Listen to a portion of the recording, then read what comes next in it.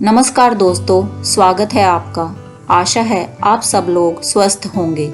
आइए सुनते हैं आज की कथा कहानी। सती अनसुया की कथा। महर्षि दुर्वासा एक महान ऋषि थे। उन्हें इसलिए महर्षि की उपाधि प्राप्त थी। महर्षि दुर्वासा माता अनुसुईया और ऋषि अत्रि के पुत्र थे। महर्षि दुर्वासा सतयुग, द्वापर और त्रेता तीनों ही युगों में थे। उनके दिए हुए श्राप और आशीर्वाद से कई घटनाएं हुई जो कि बड़े परिवर्तन का कारण बनी। ऋषि दुर्वासा स्वभाव से ही बहुत क्रोधी थे। क्रोध में अक्सर वह श्राप दे देते थे, लेकिन अगर वह किसी पर प्रसन्न होते थे तो उसकी हर मनोकामना को पूरा करते थे।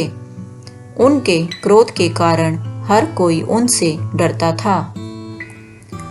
ऋषि दुर्वासा माता अनुसुईया के पुत्र थे। उन्हें सती अनुसुईया ने भगवान शंकर के आशीर्वाद से प्राप्त किया था। माता अनुसुईया और उनके पति अत्रि दुर्वासा जी के इस व्यवहार से बहुत ही चिंतित और दुखी थे। दुर्वासा जी का जन्म सतयुग के प्रारंभ में ही हुआ था। माता अनुसुईया एक पतिव्रता स्त्री थी। उन्हें इस बात का विश्वास था कि उनसे बड़ी पतिव्रता स्त्री इस संसार में कोई दूसरी नहीं है। जबकि तीनों देवियां माँ लक्ष्मी, माँ सरस्वती और माँ पार्वती ने कहा कि उनसे बड़ी पतिव्रता कोई भी नहीं हो सकती। इसी विषय पर तीनों देवियां के बीच विवाद चल रहा था।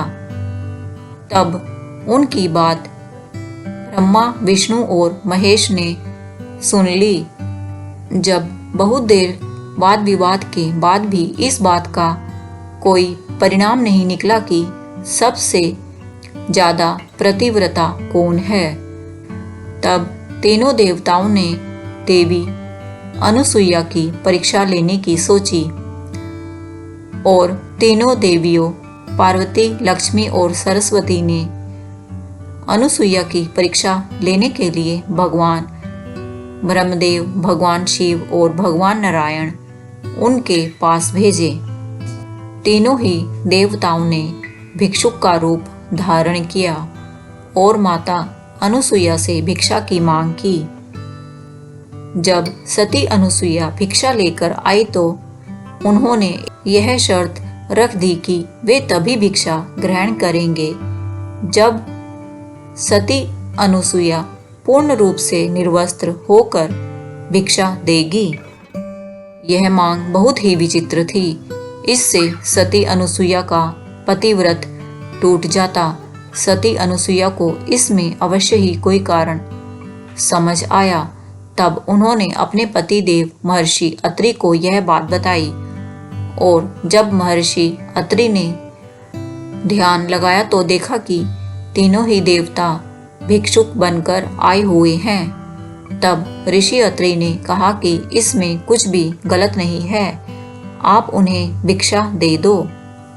उसके बाद जब सती अनुसुईया भिक्षा लेकर आई और उन्होंने कहा कि आप लोग बालक बन जाएं, और सती अनुसुईया के पतिव्रता के तेज से तीनों ही देवता बालक बन गए। अब इधर तीनों ही देवियां बड़ी परेशान होने लगी कि आखिर तीनों देवता वापस क्यों नहीं आ रहे हैं।